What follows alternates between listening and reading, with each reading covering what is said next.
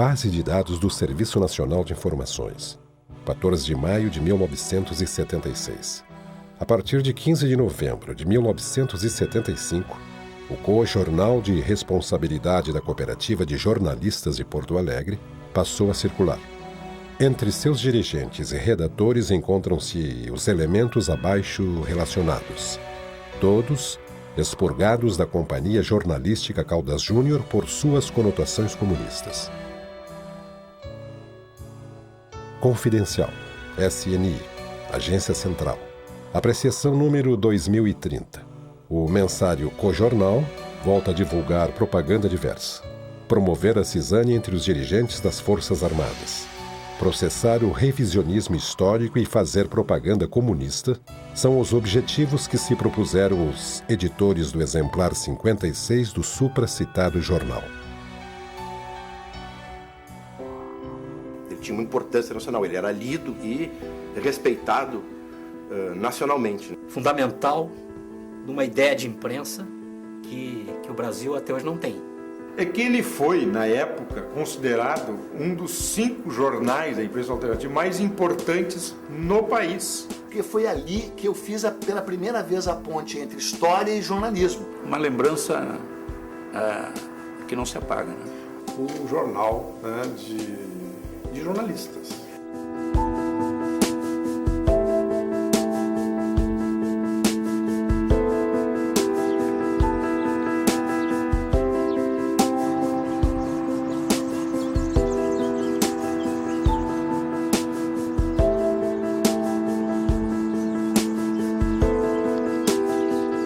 Era um grupo de pessoas que trabalhavam juntos, próximos, na redação da Folha da Manhã, e se falava muito sobre aquela vontade de jornalistas poderem deter o controle sobre aquilo que eles faziam. Era um debate muito latente ali de os jornalistas serem donos do seu nariz, o que nas redações convencionais, antes e agora, é quase que impossível. Não, primeiro o Co-Jornal foi um marco, assim, fundamental numa ideia de imprensa que o Brasil até hoje não tem.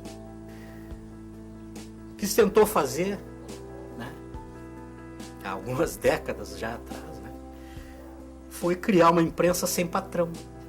Não se sabia como organizar, fazer uma empresa, o que fazer. Então, em determinado momento, o Vieira leu em algum lugar, no Jornal da Tarde, uma coisa assim, que em Milão os caras tinham fundado uma cooperativa de jornalistas, tinham lançado um jornal que tinha grande sucesso. Mas o que me chamou a atenção é que o jornal era formado por uma cooperativa de jornalistas. E aquilo acendeu uma luzinha, só cooperativa de jornalistas, como é que é isso? Desde que nós criamos a cooperativa de jornalistas, a ideia básica que nos movia era ter alguma instituição, uma entidade, uma empresa para termos o nosso jornal. Aí está o começo de tudo. E o primeiro número, ele foi feito datilografado, ele foi feito uma matriz de impressão para fotolito, mas a digitação foi numa máquina de escrever daquelas de esfera, e daí veio o jornal, que eu não me lembro a data exatamente, 75, que nós fizemos a primeira edição, que nós colocamos em banca e passamos a fazer um veículo que já era mensal, mas aí já com cores na capa, com mais páginas, e passou a ser o jornal, né, de jornalistas. E chegou em determinado momento, que foi na 8ª edição dele, ele tinha uma tiragem de 4.000 exemplares. Por quê? Porque a gente distribuía, como ele cresceu e cresceu o interesse pela leitura dele, a gente acabou distribuindo para outras redações, inclusive de fora do estado, porque tinha associados, colaboradores no Rio, São Paulo, Brasília. Me lembro que o Edgar Vasquez fez uma das primeiras charges que ele fez sobre o Co-Jornal, ele usou a figura da melhor competição de remo que tem, que é o 8, ou 8, e que tem com timoneiro e sem timoneiro. Então, o 8 sem patrão. Tem o com patrão e o sem patrão, tem o carinha que vai dando a dica ali de costa para o mundo, né? Que é o patrão. E tem o sem patrão, que fica por conta da disciplina, da coesão de todos que estão dentro do barco, né?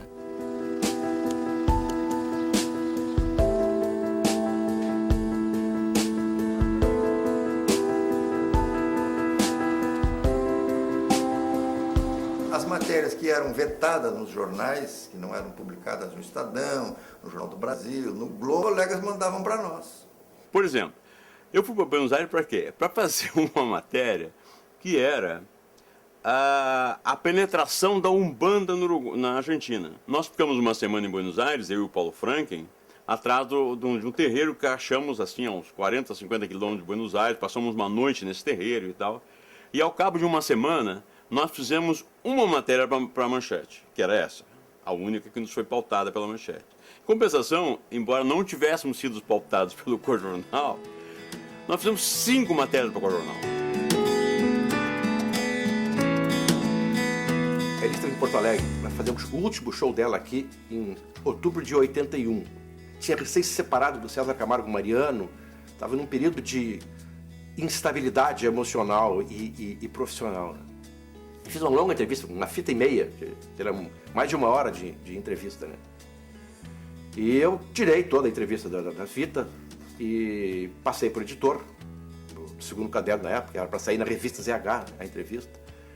Ele leu, me devolveu, disse que não ia publicar, porque aquela entrevista ali parecia que ela estava drogada. E como na mesma época eu era da diretoria da Corjornal e publicava colaborações no Corjornal, achei que seria uma matéria interessante, né? Essa aí. E transformei a entrevista num texto, transformei o ping-pong num texto, né? E foi publicado no jornal, com uma foto grande dela na capa. O título era Dramas de Elis. A maconha, fenômeno antigo, evidentemente, fumada desde os anos 30 e 40 no Brasil, no início do samba, bababá, tinha adquirido, naquela virada dos anos 80, um papel que já tinha cumprido nos anos 60. Era de novo uma forma de protesto, não era mais uma forma de alienação. Então foi esse o meu argumento sólido, com base histórica, a convencer aquele bando de careta a fazer uma matéria sobre maconha.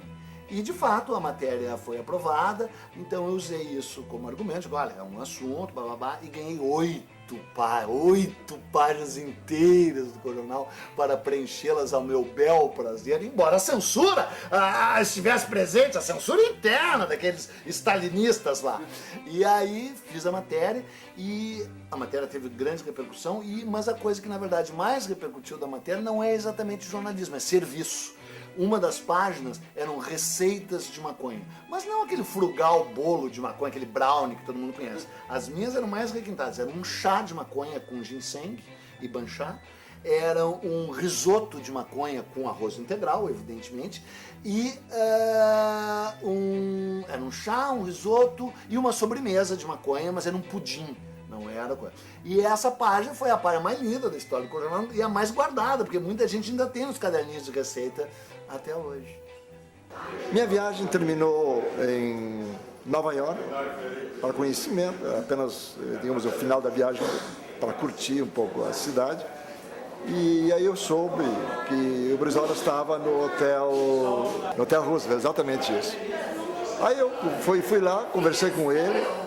Estava aparelhado com um gravador que eu escondi debaixo do paletó e perguntei se podia conversar com ele. Aí ele me levou pelas ruas de Nova York, fomos almoçar juntos numa churrascaria na 43, uma churrascaria brasileira, e continuamos a conversar o dia todo. Tem algumas fotos. Quando terminou o dia, eu perguntei se eu poderia usar a matéria para fazer um texto aqui em Porto Alegre. Ele disse, não, por enquanto não quero. Bem, aí eu saí, mas estava com todo o material comigo. Quando eu cheguei, falei para o pessoal da cooperativa, né, Corjornal, acho que foi com o Polidoro, com o Vieirinha. Disse, pô, não, essa matéria nós temos que escrever, porque ele tinha anunciado uma coisa importante, que nenhum jornal daqui do Brasil tinha informado, ou seja, que ele voltaria para refundar o PTB.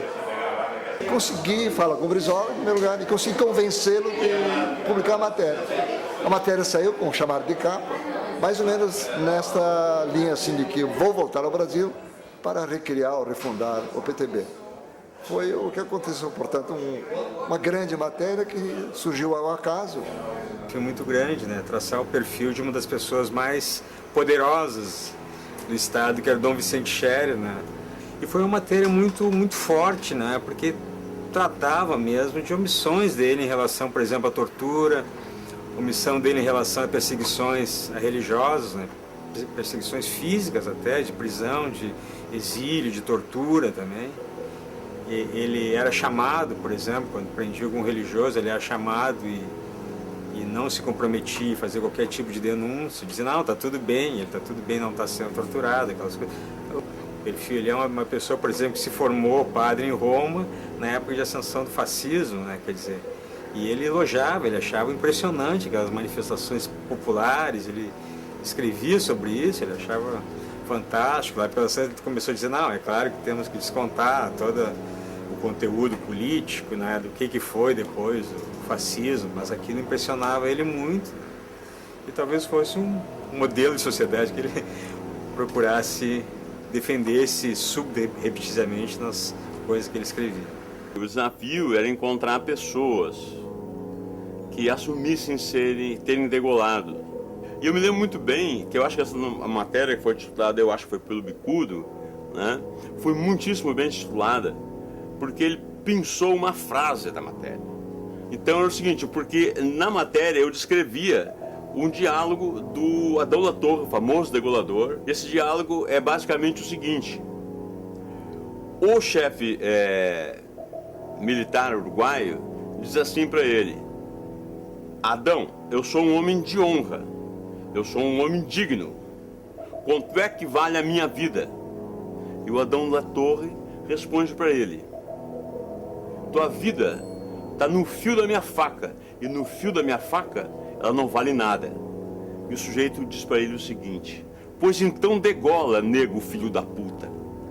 Então, o que o Bicudo, acho que foi ele, colocou como título? Degola negro, uma exclamação. Claro, acho que tinha a ver todo o teor do diálogo, né? José Fulson Carneiro Osório foi o cara que fez a primeira tentativa de levante armado contra a Revolução de 64. Ele estava articulando com o Brizola lá em Montevidéu, né? Eles já estavam vendo negócio de armas e tal, porque eles tinham a convicção de que os militares no Rio Grande do Sul, principalmente os comandos da Brigada Militar e alguns comandos do Exército no interior, eram brizolistas, eram trabalhistas, eram janguistas e estavam quietos porque estavam submetidos a um regime de força. Mas que a hora que houvesse uma instigação, eles se levantariam e tal. Mas o Brizola, a certo momento, não sei se teve informações daqui, não sei o que, ele viu que não era tão simples assim, começou a esfriar o negócio. E o Jefferson, como já estava embalado, já tinha armado contatos aqui e tal, rompeu com o Brizola e decidiu assim mesmo dar início à guerrilha, achando que o Brizola ia via reboque, porque ele entrava no Rio Grande do Sul, levantava o Rio Grande e cadê o comandante? Aí vinha o Brizola de comandante. Mas a primeira cidade que eles tomaram foi Tenente Portela. Entraram na guarnição, os brigadianos tudo dormindo, com os mosquetões encostados. Tomaram o quartel da brigada de Três Passos, tomaram o quartel do Exército e tomaram a rádio. Os 23 caras tomaram a rádio e lançaram um manifesto para o Brasil. Aqui o movimento revolucionário, não me lembro o nome agora do movimento que está. Mas essa história nunca se contou e ninguém ficou sabendo de nada disso, porque todo esse processo foi censurado. Então, um dia alguém me disse: olha, tu sabe que o Jefferson Carneiro Osório está vivendo no Rio de Janeiro e está disposto a falar? Eu disse: sim. E o Brizola, e ele desancava o pau no Brizola, que o Brizola traiu o movimento, que o Brizola era um oportunista, temos que falar com o Brizola. Aí eu liguei para o Brizola. E o Brizola estava, acho que em Montevidéu ainda, falei com ele. Não, mas eu não tenho condições de falar disso agora, vocês têm que esperar, esse assunto não é para agora, isso é para mais adiante, agora nós temos outras prioridades. Ele tinha mania de pautar todo mundo, né? Doutor Brizola, nós temos a entrevista do homem aqui. Ele falou para nós. Mas vocês guardem isso para uma outra oportunidade, aí eu converso com vocês, a gente faz isso com mais calma. Eu lamento muito, mas eu não vou poder esperar, porque não depende de mim, Nós somos uma cooperativa aqui, nós decidimos as coisas no grupo e o grupo decidiu. E isso, se dependesse de mim, eu também publicaria, porque a matéria é muito boa. Não, mas eu confio em vocês. Eu confio em vocês, meus conterrâneos. Aí o pai desligou o telefone.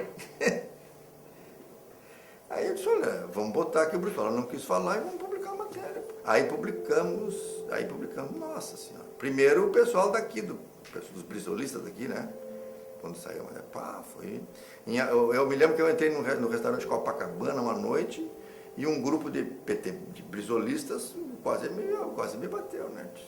Foi o Sereno Chese, que estava junto, foi quem me valeu ali, que era meu amigo, me conhecia. Não, peraí, vocês estão enganados. Os caras estavam furiosos. Seu filho da puta.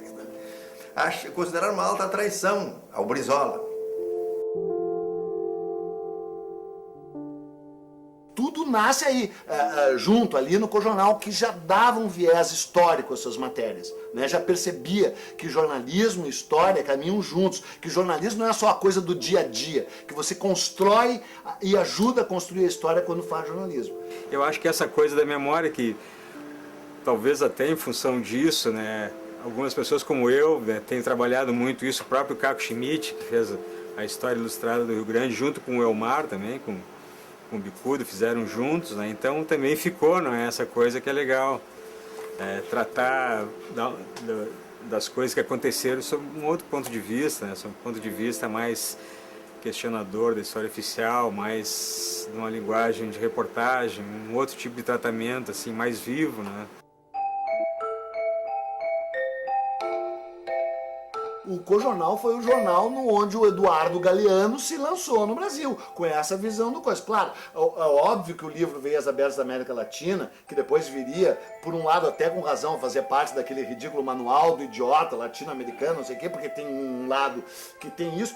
Foi um livro que naquela época foi chave na vida de muitas pessoas, foi chave na minha vida e que reforçou esse vínculo com o Cone Sul. Você falava aqui de Uruguai, da ditadura do Uruguai, era como se estivesse falando da ditadura brasileira. Fui eu que entrevistei as loucas quando elas vieram aqui, fiquei amigo da Hebe Bonafini até hoje. Até hoje a Hebe Bonafini me manda e-mails, agora veja que moderna, né? Me mandava cartas de fim de ano, tudo, ela adorou aquele perfil que eu fiz dela, né? E foi a primeira vez que as loucas foram citadas na imprensa brasileira.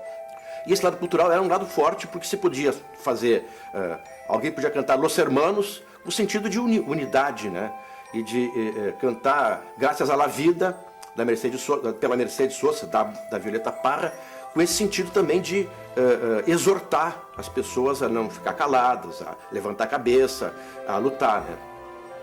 Então a música, quer dizer, essa preocupação, esse voltar à cultura latino-americana, ele tinha esse sentido muito de resistência.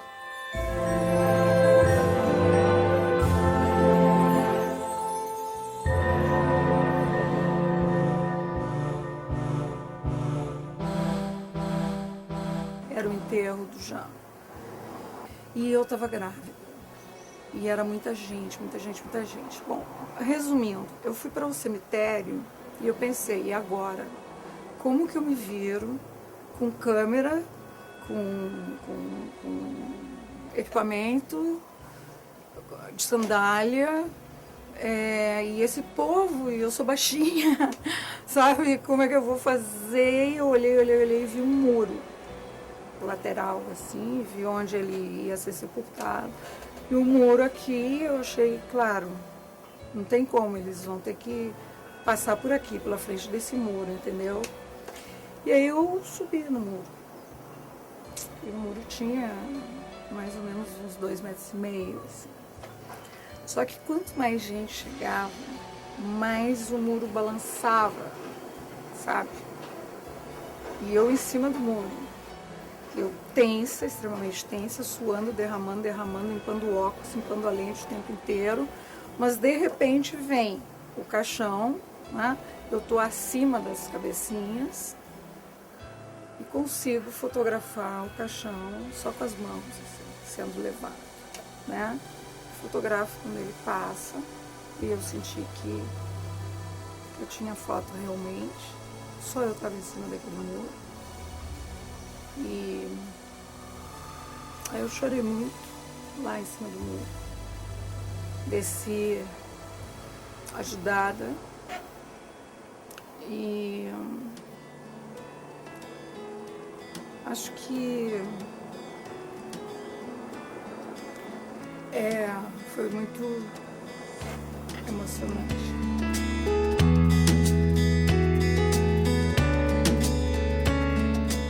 Nos desafiávamos o tempo inteiro, né? Querendo e buscando um outro olhar, né? Não esse olhar comum à fotografia daquela época. Eu estou falando de 77, 8, 9, então eu estou falando em teleobjetiva, muito teleobjetiva, uma distância muito grande entre quem fotografa e o indivíduo. A gente conversou e tal, e eu propus, a gente gosta de grande angular, sabe? Vamos usar grande angular. E a gente conversou com os editores também e propôs, então, um trabalho diferente, né? Nós vamos fotografar os colonos para o homem da cidade, né? Então, nós precisamos de detalhes, nós precisamos de contexto, né? Nós precisamos de figurino, nós precisamos de tudo isso para que o homem da cidade de fato se sensibilize. E havia uma proposição de trabalhar junto com esse público, né, que era o agricultor, pequeno agricultor, produtor de soja, né, dentro da estrutura de vida dele, né, dentro do ambiente dele, né, e mostrar ele tal como ele era, né. E nós começamos então a fotografar. Bom, grande angular, você está com uma 28, uma 24, você está grudado na pessoa, né? Sente o cheiro da pessoa, né? Você está respirando ali, né? Os dois estão respirando. Então essa química que precisa se estabelecer, ela tem que se dar, e ela se dá, né? No momento em que o fotografado se dá para ti. O humor que perpassa o jornal, né, que se estabelece ali, é um humor coerente com o que era, digamos assim, com o que eram as características, né, do nosso embate naquele momento, né. Os humoristas do Rio Grande do Sul sempre foram humoristas de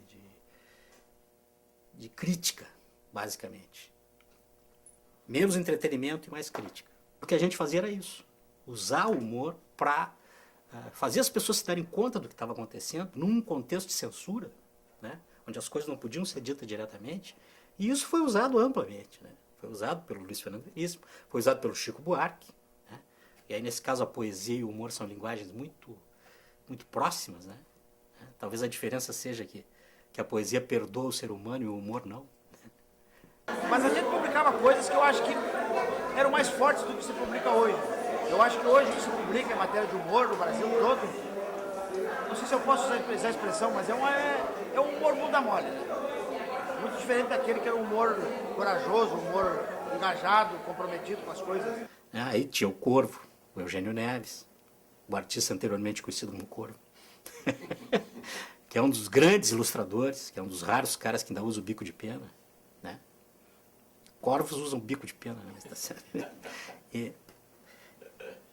Que são talentos assim referenciais, né? O Santiago, o Jusca que tu citasse, né? O Roberto Silva, o Fraga, né? Que era mais de texto, mas também desenho. E o Cojornal era o nosso espaço, né? Um espaço aberto, um espaço sem censura, um espaço altamente dinamizador, porque tudo que a gente propunha ou idealizava que favorecesse a nossa expressão ou que trouxesse um ganho editorial para o jornal, tudo isso era bem-vindo. É uma lembrança que não se apaga, né? No Cojornal eu tinha uma coisa que eu fazia com frequência, que eram historinhas em quadrinho de uma página inteira, que eu gostava muito de fazer. E também me agradava muito fazer, era ilustrar a crônica do Veríssimo na última página. Onde o Veríssimo destilava um veneno, e eu aproveitava na carona do Veríssimo e botava o meu veneno também.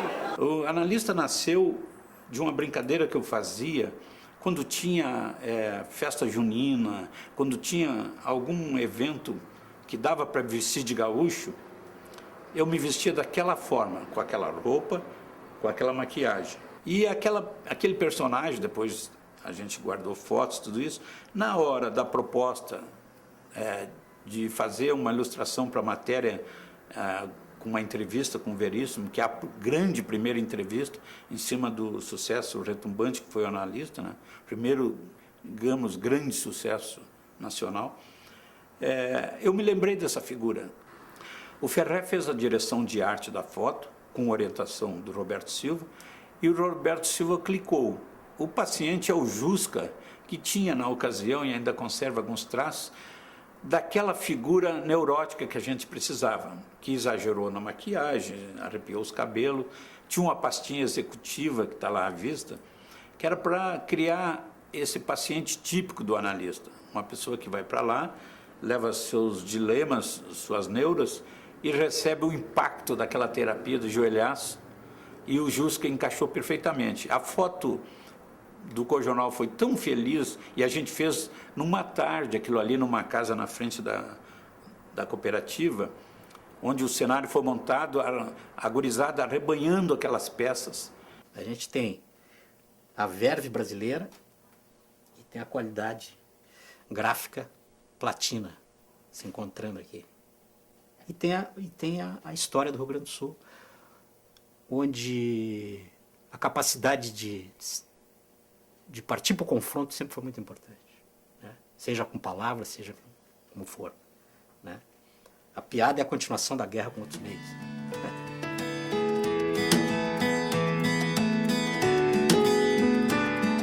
O Bicudo, meu chefe, me chamou e disse, olha, eu tive uma ideia. A ditadura no Brasil passa pelo Rio Grande do Sul nas suas raízes mais profundas. O Júlio de Castilhos foi o pai dos nossos ditadores. Eu disse, o colégio? A avenida? Ele disse, não, o Júlio de Castilhos. O que Júlio de Castilhos? Eu nem sabia quem era o Júlio de Castilhos. Aí me pautou, eu era um mísero empregado, porque embora aquilo fosse uma cooperativa, tinha divisão de classes também, é bom ficar claro. E eu era dos peões, enquanto o Bicudo era lá dos mandarins, né? Era do Politburo. Então, portanto, mandaram em mim. E me mandou, me pautou, e eu fui na casa do Sérgio da Costa Franco, na zona sul de Porto Alegre, e se sabe exatamente o dia em que eu fui, né? Foi o dia 9 de dezembro de 1980. Por quê? Porque no dia 8 de dezembro tinha sido assassinado John Lennon. Quando a gente estava conversando, já tinha uma meia hora, a mulher dele o chamou na sala porque tinha um marceneiro lá fazendo umas obras. E ele foi ver como é que estava o andamento das obras de marcenaria lá. E ele estava com a máquina de escrever dele, e quando eu cheguei ele estava escrevendo. E eu, que sou um cara discreto, que nunca me meto na vida de ninguém, mal ele saiu da escrivaninha dele, eu dei a volta e fui lá ler o que o cara estava escrevendo. Cheguei lá, estava escrito assim, não entendo o que está acontecendo no mundo, no Brasil, em Porto Alegre, com essas manifestações de pesar pela morte de um tal John Lennon. Quem foi John Lennon? Aí eu digo, não é possível, vou dar na cara desse cara, mas ele voltar. Aí ele voltou, eu olhei pra ele e disse, Sérgio, não é possível, eu fui ler ali o que tu tá escrevendo, é um absurdo, uma coisa... Mas quem foi? Eu digo, foi o Beethoven do século XX, cara, foi o Mahatma Gandhi da música pop. Pelo amor de Deus, é um Buda, isso aí é um iluminado. E aí fiquei lá, em vez de ouvir sobre Júlio de Castilhos, fiquei falando sobre John Lennon, sei lá, 2 horas. No dia seguinte, fui lá ler a coluna dele, né? E aí o velho preguiçoso, então lá, continuava a coluna igualzinha, daí dizia, e agora acaba de entrar um jovem aqui, não sei o quê, me explica isso sobre John Lennon, né? E aí termina dizendo, mas mesmo assim a manifestação é grande demais pela morte desse cara. Tinha um grupo de jornalistas de São Paulo, Hamilton Almeida Filho, Milton Severiano, um grupo, uns 5 ou 6 jornalistas, e eles tinham um pacto entre eles. Se implantasse censura prévia, eles fechariam a publicação, eles não iam conviver com a censura prévia. O seguinte seria os caçados, um grande levantamento sobre os caçados no Brasil. E eles fizeram todo o levantamento e tal, só que antes foi decretada censura prévia e eles fecharam a publicação. e ficou com o material lá, né? O Hamilton era muito amigo do Elmar, né? Tinham trabalhado juntos, me parece que na Realidade ou numa revista lá da Editora 3. E o Hamilton disse, olha, temos esse material aqui, não sabemos o que fazer com ele, porque a gente não tem tão cedo assim nenhuma ideia de fazer uma outra publicação. E o Elmar, não, nós queremos. Então, nas matérias maiores era comum, por exemplo, botar as laudas, dobrava as laudas, as retrancas todas, botar no envelope e manda de São Paulo através de um passageiro, para também, o correio também era precário, demorava muito. E era comum, dá para o passageiro lá em São Paulo, o senhor não se importa de levar esse material, lá em Porto Alegre vai estar uma pessoa lá lhe esperando. Não, não tem problema nenhum. Isso se fazia com muita frequência, e nesse caso foi entregue para uma pessoa que parece que era funcionário do Banco Central, se não me engano. Chamava Luiz Abreu, me lembro do nome porque era o nome do nosso fotógrafo. Né?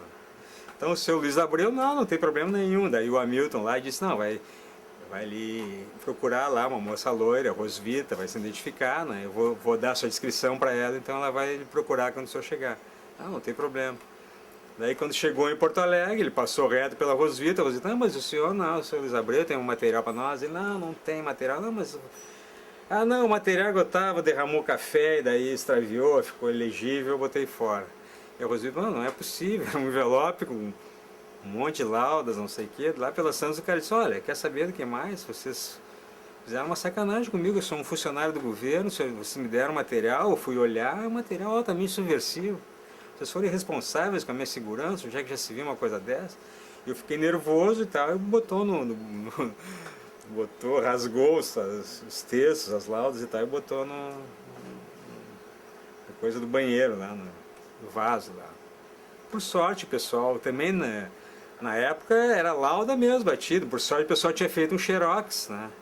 E eu sabia de toda uma história lá com o Uruguai, em função do sequestro da Lílio Celiberti, do Universino Dias.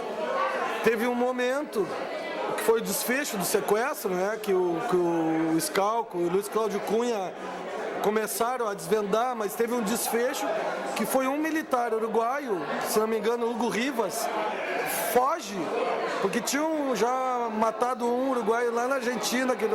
O cara foge para o Brasil de medo e entrega, que fez parte de uma operação de sequestrar 2 uruguaios e levar de volta para o Uruguai.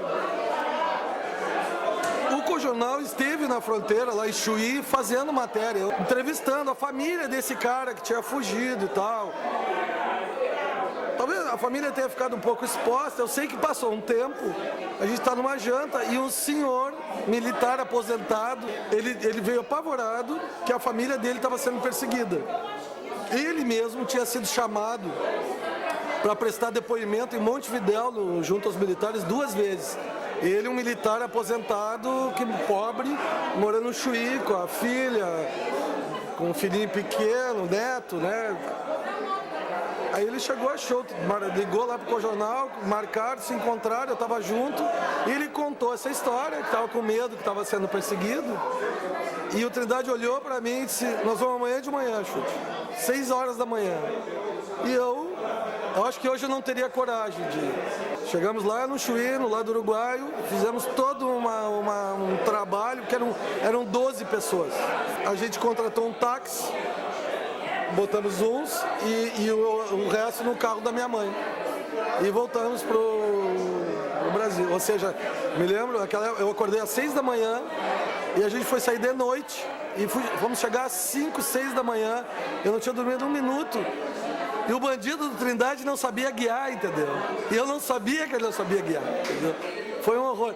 E, enfim, mas eu tinha toda a certeza que eu estava fazendo um ato de humanidade. Eu saí da TV Globo de verdade, porque eu achava mesmo a TV Globo diretamente ligada ao regime militar. Como esteve. Teve essas circunstâncias pessoais também. Mas um dos motivos principais foi, eu não vou trabalhar com esse lugar tão ligado à ditadura. Eu vou trabalhar num lugar que seja tão contra a ditadura quanto eu sou. E, não há ambiente melhor que o Cojornal. Porque realmente eu tinha tido uma passagem breve pelo Cojornal anteriormente. A minha visão do Cojornal era uma visão totalmente idílica, romântica mesmo. Eu achava que estávamos na Rússia de 1917, só faltava fazer aqueles cartazes, eu era um Mayakovsky, o Sergei Yesenin estava ali e tudo mais, e nós estávamos construindo um novo mundo. Eu achava mesmo, de verdade. E aí larguei e disse, pô, vou trabalhar numa cooperativa. E vim trabalhar na cooperativa. Nem sabia que não tinha carteira assinada, aliás, né? E aí trabalhei um bom tempo lá, quando então se iniciaram os episódios de explosão das bombas nas bancas de jornal. Episódio que, de fato, né, seguiu um dos objetivos propostos pela direita. Afetou em muito a imprensa, a chamada imprensa nanica, a imprensa independente, a imprensa alternativa, como quer que ela seja chamada. Afetou muito. E as vendas do Cojornal caíram. Então fizeram uma reunião de cúpula e me chamaram, na verdade reunião de cópula mesmo, porque me chamaram, o Trindade e o Bicudo disseram, olha, Peninha, o negócio é o seguinte, o jornal está vendendo cada vez menos, a gente vai ter que fazer um enxugamento da equipe. Todo mundo acredita em ti, no teu talento, etc, gostamos do teu trabalho, mas tu é o único rico daqui, então tu vai ser o primeiro a ter que sair. É verdade. E eu fui demitido daquela jossa, cara. Eu fui demitido daquele lugar. Tu acredita?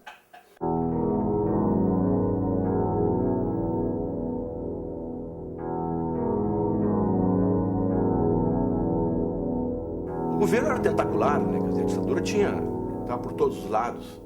E eu acho bem factível, bem natural que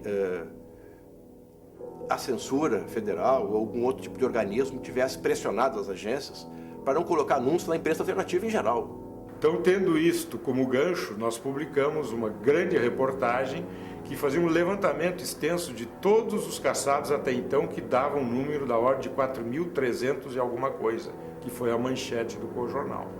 Aquilo teve uma repercussão imensa, em nível nacional. Todos os grandes jornais da época reproduziram aquela reunião. Nenhum teve a coragem de publicar. Até ela chegou até nós porque um jornalista, o Hamilton Almeida Filho, tentou colocar no Jornal de São Paulo e a matéria foi recusada. Então nós publicamos e ela teve uma ampla repercussão nacional. O que aconteceu é que a Polícia Federal aqui no Rio Grande do Sul, cujo delegado era na época o senhor Maxen de Castro, delegado Maxen de Castro, ele determinou que 2 de seus agentes visitassem cada um dos anunciantes do Cojornal, com o Cojornal debaixo do braço, assintosamente, para levar a mensagem de que desagradava ao regime que aquela determinada empresa estivesse anunciando em um jornal que era identificado com a esquerda, que era crítico ao governo, que era dominado por comunistas e coisas do gênero. E aconteceu que, dramaticamente para nós, aquela havia sido a edição mais exitosa de todas do ponto de vista comercial, que foi aquela que atingiu os 33 mil exemplares, e nós tínhamos ali 29 páginas de anúncio. 29 anunciantes na edição, que tinha algo em torno de 60 e poucas páginas. O resultado objetivo é que na edição seguinte apenas 2 destes mais de 30 anunciantes, eram 29 páginas, mais de 30 anunciantes, apenas 2 mantiveram os anúncios. A ditadura estava tomando uma medida agora concreta contra o jornal, causando problemas. Eu me lembro, o meu professor, que hoje é o nome da rua do Foro da Justiça Federal, Otávio Caruso da Rocha, ele sabia que eu assessorava com o jornal, fui visitá-lo e ele me disse, olha, estou muito preocupado. Otávio era um brilhante orador, mas era gago. No dia a dia, falando com ele gaguejava. Olha, eu estou muito preocupado com os teus clientes da Cojornal. Está se armando com eles uma coisa muito difícil. Imagina, Otávio era um homem de oposição, era um deputado caçado, família Brochado da Rocha, gente que conhecia o mundo político. Se ele tinha esse sentimento de medo, imagina isso dentro da comunidade de anunciantes. Mas teve outros episódios de pressão posterior a esse momento que iniciou com uma ameaça de bombas em bancas, né, no Brasil, e algumas até foram além das ameaças. Aconteceu em Goiânia, Brasília e outras cidades. Onde tinha jornal alternativo, se chamava naquela época, né? Movimento, Opinião e outros, tinha ameaças. Até que, em um determinado momento, uma viúva de um oficial da aeronáutica, mãe de uma colega nossa, que me conhecia, colega nossa lá do Cojornal, me chamou para dizer, olha, vocês estão sendo observados e a razão disso é que existe uma suspeita de que a cooperativa jornalista recebe recursos dos tupamaros e dos montoneiros. Porque eles vinham para cá, fugiam da Argentina e do Uruguai, e vinham para cá falar. E a gente publicava. Eles falavam para nós, marcavam e tal, e a gente publicava. E não tinha nenhum negócio, havia apenas essa, vamos dizer, uma certa aliança de apoiar pessoas que vinham denunciar tortura, etc. Isso aí a gente fazia. Mas esse recado nos assustou. E aí tomamos uma decisão. O Vieira pediu uma audiência com o Rubens Ludwig, que era o secretário de comunicação do governo Geisel, e eu marquei um encontro com o Marechal Correia de Farias, num escritório lá na Avenida Rio Branco do Rio de Janeiro. E fui lá falar com ele. Eu entrei e disse, Marechal, eu vim aqui lhe dizer que nós não somos uma organização clandestina, nós somos, ele me interrompeu e disse assim, o senhor não precisa me dizer nada, eu já tenho todas as informações, mas vocês não pensem que pelo fato de vocês não serem isso que vocês dizem que não são, e não são mesmo, vocês não estão expostos e correndo perigo. E aí ele me falou sobre o que estava acontecendo, que existiam forças paramilitares que eram contra a abertura e que tentavam bloquear o processo, né, que era definido como lento, gradual e seguro, né, para que esse lento fosse muito mais lento e que se evitasse a redemocratização. E ele aí me fez uma longa digressão para me convencer e para convencer o pessoal de que nós tínhamos que apoiar o general Figueiredo, que vinha do SNI e que, portanto, tinha todas as condições, conhecia os mecanismos e tinha condições de desarmar aqueles aparelhos paralelos para viabilizar a retomada do processo democrático. E me criou um problema, porque eu voltei para cá, né, com a missão de dizer, olha, acho que talvez nós devamos nos alinhar. Então, não foi exatamente assim no retorno, mas fizemos uma análise da situação e decidimos, apesar de ter os cuidados que nós devíamos ter, manter a nossa posição, claro que talvez um pouco mais cauteloso com relação a certo tipo de publicação, de manifestações que soassem como uma proposta de rompimento com a chamada ordem democrática. Nós tivemos muita dificuldade para transitar na superfície das coisas oficiais, porque o Cojornal sempre foi entendido, sempre, a partir de determinado momento, como um jornal crítico ao regime. Mas, essencialmente, nós tínhamos um projeto profissional. Era um jornal de jornalistas, era uma empresa de jornalistas que exercia um trabalho profissional. Tinha o Cojornal, que era um jornal de banca, mas tinha também mais de 30 publicações, né, de jornais, revistas, boletins, que nós editávamos e produzíamos. Era um período em que nós tínhamos cerca de 100 jornalistas, 100 profissionais, entre diagramadores, ilustradores, fotógrafos, trabalhando naquele ambiente nosso ali. Mas em função da linha política e editorial do Cojornal é que houve essa dificuldade muito grande com o regime e com o oficialismo. O que fez com que nós nunca tivéssemos qualquer tipo de ação com os governos, fossem eles municipal, estadual ou federal. A gente, quando tem que dizer que uma coisa é causada por outra, usa um critério aristotélico. Qual é o critério aristotélico? Tira aquilo que a gente diz que é causa e vê se o efeito vai ocorrer. Se o efeito vai ocorrer, a causa não é tão relevante assim. Mas se eu tirar a perseguição da ditadura militar ao Cojornal, eu sou capaz de imaginar que o Cojornal chega naturalmente transformado aos dias de hoje como uma organização empresarial.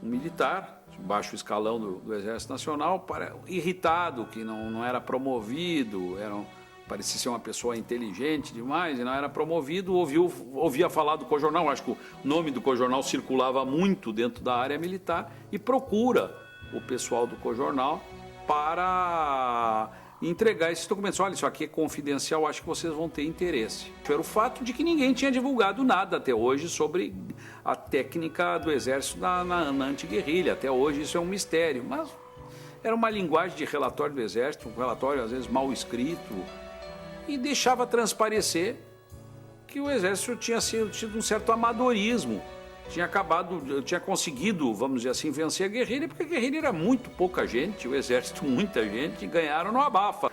Quando chegaram os documentos para nós, foi uma polêmica muito grande, né? Publicamos, não publicamos, é uma armadilha, não é uma armadilha, é um assunto de interesse, não é.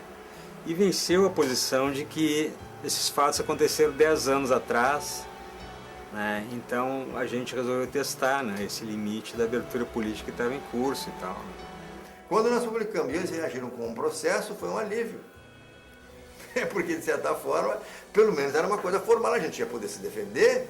Então, no momento do processo, a única parte assim, mais complicada foi nas acariações com o cabo lá que nos entregou o material.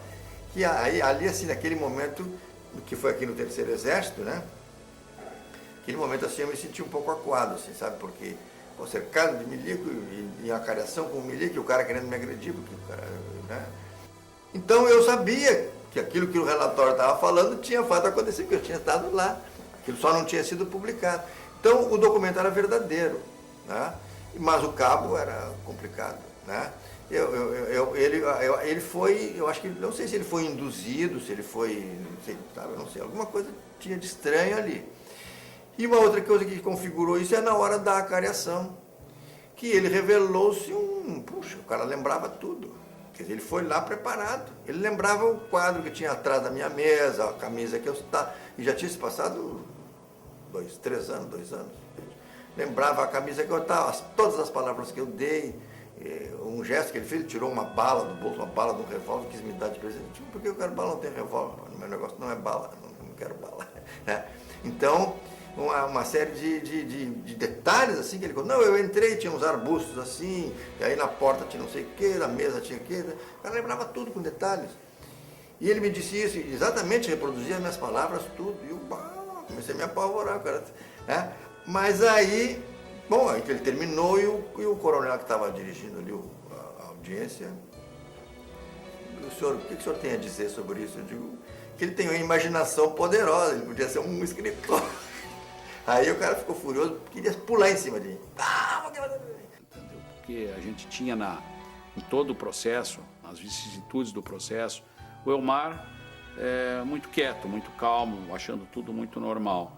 A Rosvita estava grávida, momento difícil na vida dela. Não sei se a Rosvita chegou a ter outros filhos, mas foi o primeiro filho dela.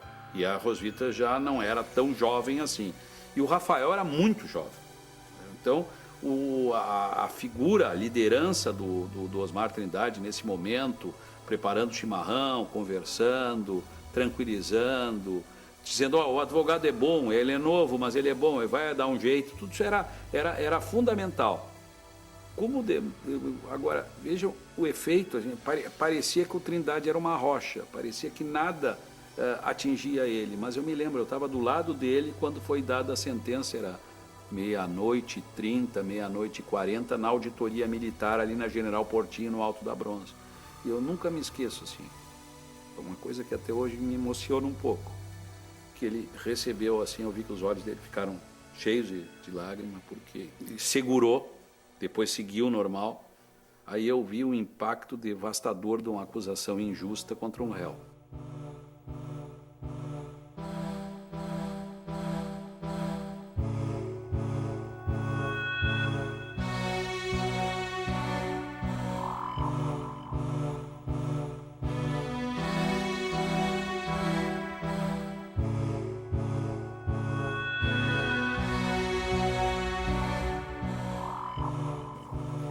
Quando os jornais alternativos começaram a quebrar, a falir, o jornal, outro, a tese que ficou no ar foi de que, bom, esses jornais existiam porque quando existia censura na grande imprensa, o pessoal mandava as matérias para eles, então eles eram mais arrojados, mais atrevidos, publicavam e tal, e tal, e tal. Agora que a imprensa publica tudo, eles não têm mais razão de existir, então eles acabaram. Essa foi a versão que ficou e que transitou muito aí, né? Na verdade, houve um plano para acabar com esses jornais, que eram os jornais não confiáveis. Mas esse acordo, para funcionar, esses jornais pequenos atrapalhavam, porque esses jornais pequenos começavam a tratar de temas impróprios e inadequados, e na hora que iam para a banca, as pessoas queriam saber desses temas, então esses jornais tinham audiência, vendiam e tal. Então se criou essa situação incômoda, que esses jornais... Os grandes jornais, né? Esses grupos hegemônicos, 5, 6 grupos hegemônicos que produzem informação no país, que o resto vai atrás deles, né? Estavam tudo no acordo, mas tinha meia dúzia de jornalecos pequenos furando o esquema. Então o que tinha que fazer? Tinha que acabar com eles. Ainda houve uma gestão, né? O jornal não circulava mais, houve ainda uma gestão. Era o Gerson Schirmer, presidente, o Edgar Vasques e o Mauro César Silveira, o Mauro Cervejinho. Eles três tentaram ainda fazer um movimento, tentar mobilizar os sócios, né? Mas não havia nenhuma condição, foi um fim muito triste, né? E que talvez a marca disso aí tenha sido o fato de que, por uma série de pendências judiciais relacionadas a dívidas, todo o material da cooperativa foi confiscado num galpão lá da justiça e tudo mais, em função de demandas trabalhistas, né, de alguns funcionários. Se criou um impasse, né? E lá pelas tantas passaram alguns anos, um juiz lá, esse troço aí está ocupando nosso galpão aqui, e mandou incinerar, tipo, um crime contra a memória do jornalismo gaúcho. Para a lembrança foi os tempos finais, sabe? Assim, uma coisa meio deprimente, sabe? De vendendo as máquinas, sabe? Para pagar dívida, de todo mundo debandar, não ter mais ninguém para ajudar, sabe? Ficar duas, 3 pessoas levando sozinhas aquela coisa, né? A gente pode fazer, digamos assim, um paralelo, sabe? Entre uma criança, né? Que está desabrochando e um velho que está esperando a morte, né? Então, essa criança, esse jovem, era o início da jornal e ela terminou como, assim, melancolicamente.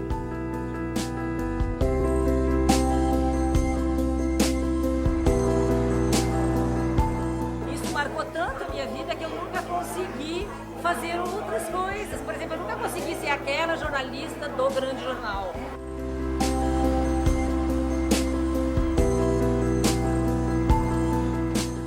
16 de abril de 76 que eu comecei. E eu acertei para começar no dia do meu aniversário, dia 13. E fiquei 5 anos. E com certeza foi uma das melhores épocas de trabalho da minha vida.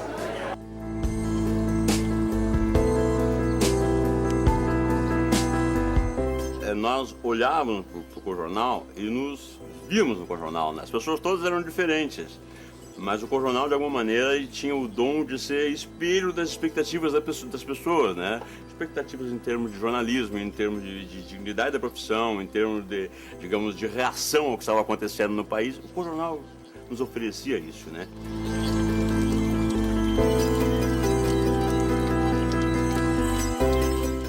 A gente se sentia assim, como que começando a participar de uma coisa muito grande, né? E assim, sempre falando pouco e ouvindo muito, né?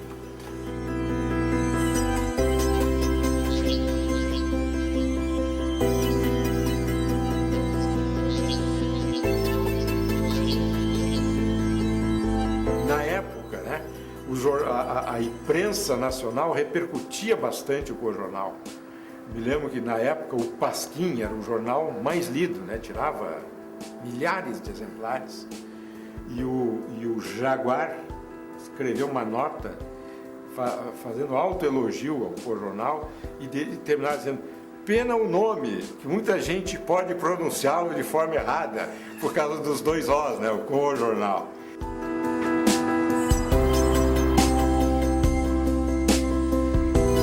Aprendia muito. E o Trindade sempre foi, não é didático, mas sempre foi assim, alguém pairando, de onde na sombra dele se podia perceber, sempre evidente, critérios para trabalhar. Toda a minha formação como jornalista é daquele período. E mesmo essa opção que eu segui agora de fazer livros, que são livros, grandes reportagens, no sentido de ter bastante espaço para escrever, né? Toda essa minha coisa, as coisas que eu faço agora tem a ver com aquele período, né? Tem a ver, procuro sempre, quando eu tenho uma coisa que também me persegue, eu procuro sempre, quando eu faço um trabalho como esse, o que será que o Bicudo vai achar, né? O que será que o Trindade vai achar, né?